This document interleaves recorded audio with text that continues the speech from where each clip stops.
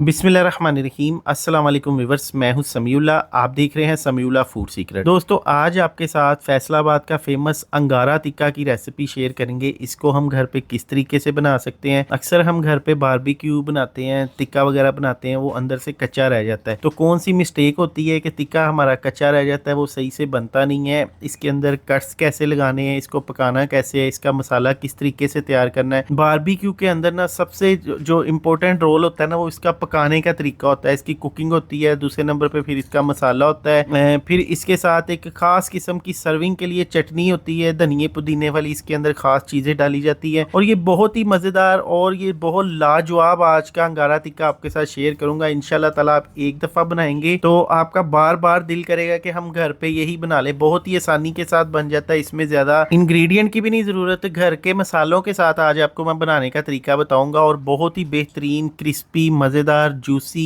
आज का ये बारबेक्यू अंगारा टिक्का बनाने का तरीका बताऊंगा। अच्छा, सबसे पहले हमने ये टिक्का बनाने के लिए हमने एक चिकन लिया, पूरा मुर्गी थी। इसके मैंने 4 पीस करवा लिए हैं। अब इसको हमने सबसे पहले अच्छी तरह धो लेना है। अगर इसके ऊपर हल्की फुल्की फ़ैट लगी हुई है तो ये कोई मसला नहीं है, लगी रहने दे, उतारने की ज़रूरत नहीं होती इतनी ज़्यादा बारबेक्यू के अंदर। क्योंकि कुकिंग के दौरान ये फ़ैट जो है ना, इसके अंदर एक तो टेस्ट पैदा करती है, दूसरा ये है कि ये बर्न होके गिर जाती है कतरों की शक्ल में। अच्छा, यहाँ पे सबसे पहले हमने लेग पीस लेना है। लेग को हमने देखिए इस तरीके से कट्स लगा लेना है। ये देखिए इस साइड से हमने लेग को खोल लेना थोड़ा सा, ये देखिए इस तरह। अच्छा, ये जो लेग पीस की मेन हड्डी है ना, इसको हमने इस तरह से खोल लेना है। ये देखिए इस तरह छुरी के साथ साइडों पे फेरेंगे ना, तो इसकी हड्डी जो है ना बाहर निकल आएगी, नज़र आना स्टार्ट हो जाएगी। तो बस ये मेन हमने काम करना है। इससे होगा कि इसके अंदर जितना भी ब्लड या कोई ऐसा सीन नहीं होगा, बेहतरीन हमारी कुकिंग होगी। अच्छा, दूसरा साइड पे ना जो पीछे थाई वाली साइड होती है, इस साइड पे हमने इस तरह से बारीक बारीक कट्स लगा देने। ये देखिए इस तरह से, ठीक है जी। इसके लिए छुरी चाकू आपका तेज़ होना चाहिए। अच्छा, ये सारा प्रोसेस करने के बाद फिर हमने यहाँ पे सीने का पीस लेना है और सीने के पीस की जो कटिंग है ना, ये देखिए इस तरह से कर लेनी है। अच्छा, कटिंग इसके अंदर आप किसी तरह की भी कर लें, लेकिन बाज़ार में जो प्रोफेशनल कटिंग होती है ना, वो इसी तरह से होती है कि सीने के पीस को खोल दिया जाता है ताकि इसके अंदर जो है ना मतलब इसके अंदर जो ब्लड या इसके अंदर ये देखिए इस तरह से यहाँ पे सीने को गलावट नहीं आती, अंदर से कच्चा रह जाता है। तो इस तरीके से इसको खोल लेना है। खोलने के बाद इसके अंदर वाली साइड पे भी मैंने कट्स लगा दिए ताकि मसाला अच्छी तरह इसके अंदर चला जाए और इससे हमारा जो टिक्का है ना, वो सॉफ्ट एंड जूसी बनेगा। अब सबसे पहले हम इसके अंदर लीमू का रस शामिल करेंगे। यहाँ पे हमने आधा लीमू ले लेना है। लीमू इसके अंदर लीमू का रस शामिल कर देना, देखिए इस तरह से, ठीक है जी। जो इसकी हड्डी वाली साइड है ना, इस साइड पे भी हमने लीमू डाल देना ताकि बोटियों के अंदर तक लीमू का रस चला जाए और इससे ये है कि एक तो गलावट इससे आएगी। ये लीमू जो होता है ना, ये सिरके से ज़्यादा अच्छा काम करता है। इसके अंदर अब नमक हमने थोड़ा सा स्प्रिंकल कर देना है, तकरीबन आधा चाय का चम्मच नमक ले लें। अच्छा, अब नमक डाल के ना हमने फिंगर के साथ ऊपर से हल्का हल्का इसको मसाज कर देना है। इससे होगा कि नमक अच्छी तरह इसके अंदर चला जाएगा चिकन के अंदर और ये जो है ना, इसके अंदर फीकापन नहीं आएगा। दूसरा ये है कि इसके अंदर लीमू का रस भी अच्छी तरह जज़ब हो जाएगा। फिर हमने इसकी साइड चेंज कर देनी है। साइड चेंज करके ना फिर दूसरी साइड पे भी हमने यहाँ पे इसके अंदर आधा लीमू का रस और फिर इसके अंदर नमक शामिल कर देना है। अब जो बाज़ार की जो रेसिपीज़ होती है ना, जो बाज़ार में तैयारी होती है इसकी, वहाँ पे ज़्यादा लीमू का भी इस्तेमाल किया जाता है। मोस्टली वहाँ पे सिरका इस्तेमाल किया जाता है क्योंकि सिरका आम अवेलेबल होता है, लीमू अक्सर महंगे होते हैं, तो इसलिए फिर सिरका इस्तेमाल किया जाता है।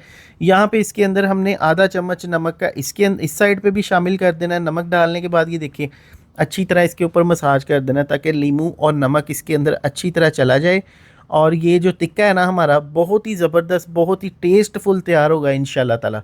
अच्छा, ये सारा प्रोसेस आपने करने के बाद ना इसको 1 घंटे का रेस्ट देना है। अगर तो गर्मी ज़्यादा है तो आप इसको फ्रिज में रख दें, नहीं तो आप इसको बाहर भी 1 घंटा पड़े रहने देना, तो ये ख़राब नहीं होता बिल्कुल भी। अच्छा, 1 घंटे के लिए हमने इसको छोड़ना है। 1 घंटे बाद जो है ना, इसके अंदर नमक और लीमू का रस जो कि अच्छी तरह जज़ब हो जाएगा, इसको टेंडर भी कर देगा और जूसी भी कर देगा और इसके अंदर एक टेस्ट भी आएगा लीमू का जब ये टिक्का तैयार हो जाएगा। तो यहाँ पे देखिए मैं अच्छी तरह इसके हाथ के साथ इसका मसाज कर दूंगा। अब यहाँ पे इसकी चटनी तैयार कर लेते हैं। चटनी के लिए ना हमने धनिए के पत्ते लेने हैं, पत्ते इस्तेमाल करने हैं। धनिए का जो डंडल वाली साइड है ना, वो नहीं इस्तेमाल करनी। अब ये देखिए नीचे से पत्ते उतार के इस साइड पे कर लेंगे। बाकी जो इसकी नीचे से डंडियाँ ना, ये हमने रिमूव कर देनी है, ये नहीं इसके अंदर डालनी चटनी के अंदर। ये देखिए इस तरह से, ठीक है जी। ये डंडियाँ निकाल के और इसकी हमने धनिए की इस तरह से बारीक बारीक कटिंग कर लेनी है। अगर तो आपके पास ग्राइंडर वगैरह है तो फिर भी आप कटिंग कर लें। कटिंग करने से ये होता है कि ज़्यादा लंबे रेशे नहीं आते चटनी के अंदर। अगर हम इसी तरह इसको कूट देते हैं ना तो उसके चटनी के अंदर अक्सर आपने देखा होगा कि लंबे लंबे रेशे आ जाते हैं धनिए के, तो इसी वजह से आते हैं। इसको बारीक कट कर लिया करें। फिर इसके अंदर हमने थोड़ा सा पुदीना शामिल करना है। ये देखिए पुदीना भी इस तरह हमने पत्ते लेने हैं, ये इसके अंदर शामिल कर देने पुदीने के।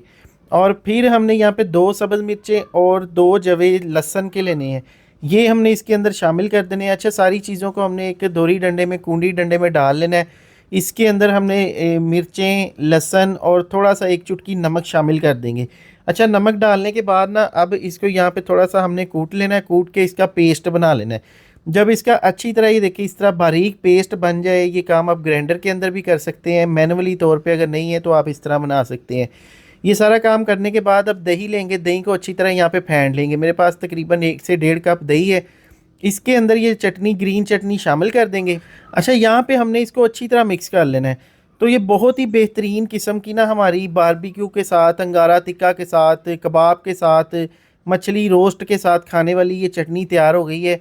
और इसका टेस्ट बहुत ही लाजवाब है। अक्सर मुझे बहन भाई कहते हैं कि ग्रीन चटनी बनाने का तरीका बताएं। अच्छा, अगर आप इसको मज़ीद ग्रीन करना चाहते हैं तो थोड़ा सा इसके अंदर ग्रीन फूड कलर डाल दें तो ये ग्रीन हो जाएगी।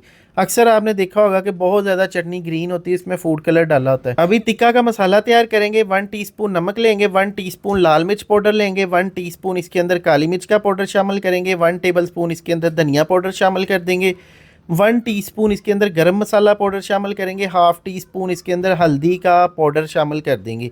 फिर यहाँ पे तकरीबन 1 चुटकी इसके अंदर अजवाइन शामिल करेंगे। अच्छी तरह इसको मिक्स कर देंगे।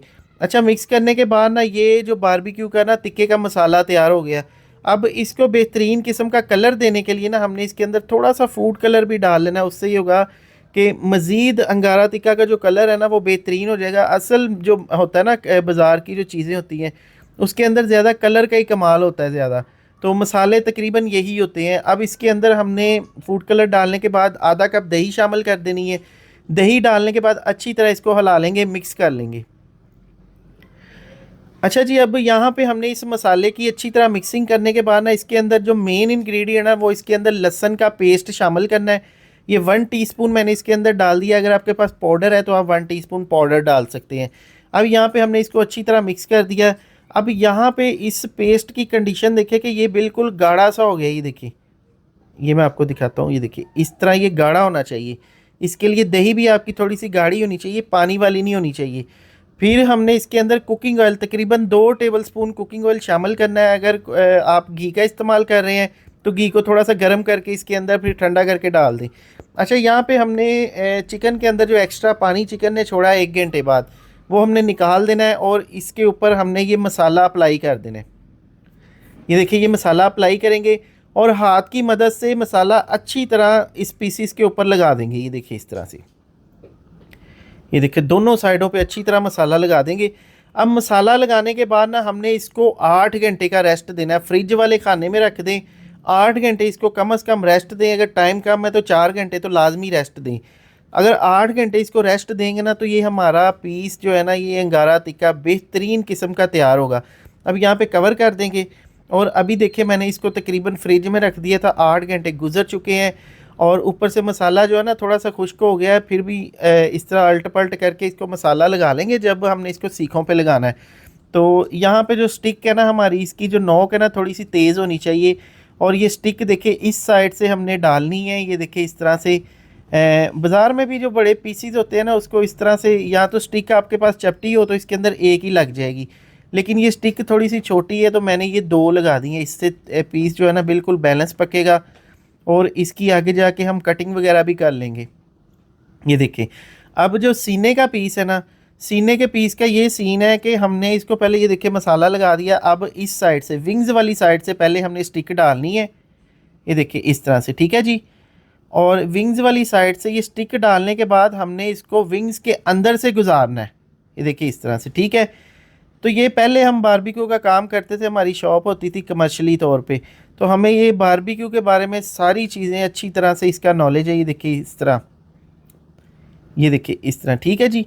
ये 2 स्टिक्स आपने इसके अंदर डाल देनी है। अगर आपके पास स्टिक चौड़ी है, चपटी है तो एक ही काम कर जाएगी, लेकिन इससे सीने का पीस आपका खुलेगा नहीं, फटेगा नहीं, गिरेगा नहीं। अच्छा, यहाँ पे कोयले को पहले आपने जला लेना है। जलाने के बाद इसकी जो आग वगैरह ख़त्म करने के बाद ना, कच्चे कोयले के ऊपर आपने ये पीस नहीं रखने। जब कोयला अच्छी तरह पक जाए फिर पीस रखने हैं, वरना पीसों के अंदर स्मेल आ जाती है। अच्छा, अब इस तिक्के की हम साइड चेंज करेंगे। ये देखिए इस तरह से एक साइड से इसको सेक लग गया है और इसकी साइड चेंज कर देंगे।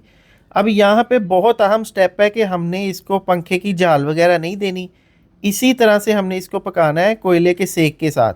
अब यहाँ पे देखिए जनाब, इसको हमने इस तरह से काट देना है सीने के पीस को। तेज़ छुरी लेनी है और इसके अंदर कट लगा देने हैं। देखिए इस तरह से। ये कट लगाने का फ़ायदा ये होगा कि जब इस कट के अंदर भी हीट लगेगी ना, तो सीना जो है ना अंदर से कच्चा नहीं रहेगा, अंदर तक अच्छी तरह पक जाएगा इंशाल्लाह ताला। ये देखिए जी इस तरह से, ठीक है। इस तरह हमने कट लगा लेने हैं। ये देखिए अंदर से अगर कोई कच्चा वगैरह होगा तो अच्छी तरह पक जाएगा। अब हमने जनाब इसकी साइड चेंज करनी है और कट वाली साइड को भी अच्छी तरह पका लेना है। और लेग पीस के अंदर भी हमने यहाँ पे यही काम करना है। ये देखिए इस तरह पे, इस तरह ये थाई के अंदर हमने एक कट लगाना है। ये देखिए इस तरह से। अब ये देखिए इसके अंदर ब्लड है, तो जब ऊपर से पीस पक जाता है तो अंदर से ये ब्लड इसी तरह रहता है। जब हम इसको तोड़ते हैं तो अंदर ब्लड होता है। तो हमने ये कट लगा के इसको अच्छी तरह पकाना है, तकरीबन कोई 5 से 6 मिनट के लिए। पंखे की जाल नहीं देनी, कोयले के सेक के ऊपर हमने इसको पका लेना है। ये देखिए अब साइड चेंज करके और सारी साइडों से अच्छी तरह इसको पका लिया। और ये हमारे पीस जो है ना सीने के, मैंने इसको तकरीबन 90% पका के 10 मिनट के लिए साइड पे रख दिया था, ताकि इसके अंदर से पानी वगैरह निकल जाए।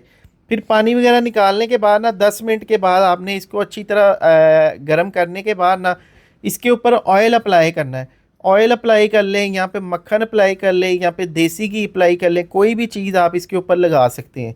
अच्छा, ये लगाने के बाद ना, ये देखिए इस तरह से, ये लगाने के बाद ना इसके अंदर जो थोड़ी सी कसर बची होती है ना, 10-15% इसने पकना होता है। एंड पे थोड़ा बहुत अंदर से जो कच्चा रह जाता है, फिर वे ये ना घी से पकता है, ऑयल से पकता है, तो इसके अंदर बिल्कुल भी कसर नहीं रहती और ये पीस हमारे ना बिल्कुल परफेक्टली तैयार हो जाते हैं। अब ये देखें कैसे ये पक रहे हैं। देखिए एक साइड से, तो दूसरी साइड पे से भी इसी तरह हमने ऑयल को अप्लाई कर लेना है। ये देखिए माशाल्लाह। तो ये आज का हमारा चिकन अंगारा टिक्का बहुत ही बेहतरीन तैयार हुआ है। ये देखिए माशाल्लाह से, आप इसकी लुक देखिए कितनी ज़बरदस्त है। अब ऑयल लगाने के बाद ना 5-5 मिनट के लिए हमने दोनों साइडों से इसको अच्छी तरह पका लेना है और बेहतरीन किस्म का हमारा आज का ये अंगारा टिक्का तैयार होने वाला है। अभी फाइनली इसको निकाल लेते हैं एक प्लेट के अंदर। अब पाकिस्तान में बदकिस्मती ये है कि यहाँ पे लाइट हर टाइम जाती है, तो लाइट अभी गई हुई है, इसलिए मैं आपको लाइट में दिखा नहीं सका। ये देखिए इसकी कंडीशन।